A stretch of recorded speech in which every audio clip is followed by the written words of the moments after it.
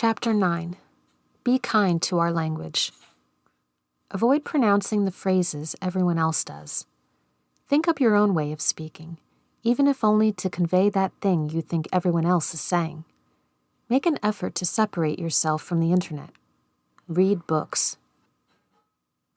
Victor Klemperer, a literary scholar of Jewish origin, turned his philological training against Nazi propaganda.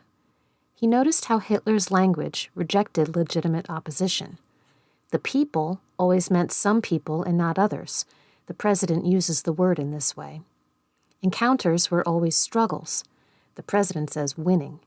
And any attempt by free people to understand the world in a different way was defamation of the leader, or as the president puts it, libel.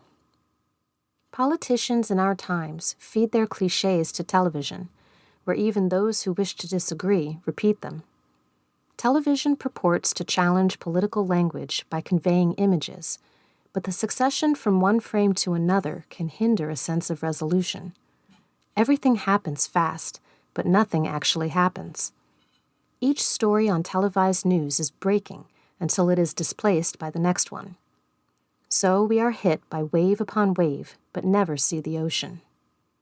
The effort to define the shape and significance of events requires words and concepts that elude us when we are entranced by visual stimuli. Watching televised news is sometimes little more than looking at someone who is also looking at a picture. We take this collective trance to be normal. We have slowly fallen into it. More than half a century ago, the classic novels of totalitarianism warned of the domination of screens, the suppression of books, the narrowing of vocabularies, and the associated difficulties of thought. In Ray Bradbury's Fahrenheit 451, published in 1953, firemen find and burn books while most citizens watch interactive television.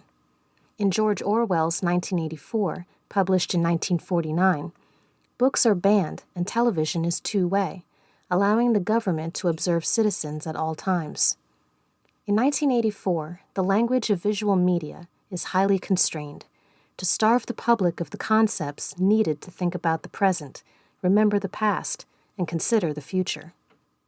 One of the regime's projects is to limit the language further by eliminating ever more words with each edition of the official dictionary. Staring at screens is perhaps unavoidable, but the two-dimensional world makes little sense unless we can draw upon a mental armory that we have developed somewhere else. When we repeat the same words and phrases that appear in the daily media, we accept the absence of a larger framework. To have such a framework requires more concepts, and having more concepts requires reading.